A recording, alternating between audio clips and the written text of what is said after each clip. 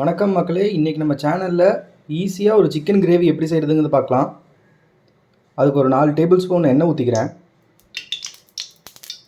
எண்ணெய் நல்லா சூடானோன்னே ஒரு பெரிய வெங்காயத்தை பொடியாக வெட்டி போட்டுக்கலாம். அது கூடயே கொஞ்சமாக கருவேப்பிலை சேர்த்திக்கலாம். ஒரு 2 பச்சை மிளகாவையும் இது கூடயே சேர்த்திக்கலாம். நல்லா வணக்கி எடுத்துக்கலாம். வெங்காயம் இந்த அளவுக்கு வணங்கணுன்னா ஒரு 2 தக்காளியை பொடியாக வெட்டி சேர்த்திக்கலாம். தக்காளி கூடயே ஒரு 2 டேபிள் ஸ்பூன் இஞ்சி பூண்டு பேஸ்ட்டு சேர்த்திக்கலாம். இஞ்சி பூண்டோட பச்சை வாசம் போகிற அளவுக்கு நல்லா வணக்கிக்கலாம். மசாலா இந்த அளவுக்கு வணங்கி வந்தோடனே கொஞ்சமாக மஞ்சத்தூள், ஒரு டேபிள் ஸ்பூன் மிளகாத்தூள், ஒரு 1.5 டேபிள் ஸ்பூனுக்கு மல்லித்தூள் நல்லா கலக்கி விட்டுக்கலாம்.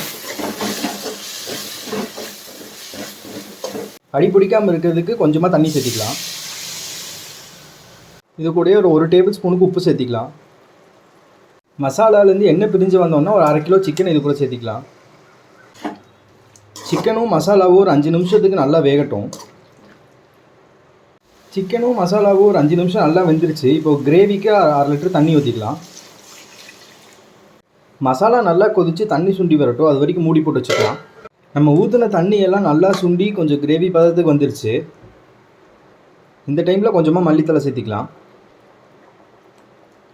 இதே மாதிரி நிறையா வீடியோஸ் பார்க்குறதுக்கு மறக்காமல் நம்ம சேனலை சப்ஸ்கிரைப் பண்ணிக்கோங்க. வீட்டில் செஞ்சு பார்த்துட்டு எப்படி இருந்துச்சுன்னு கமெண்ட்டில் சொல்லுங்கள்.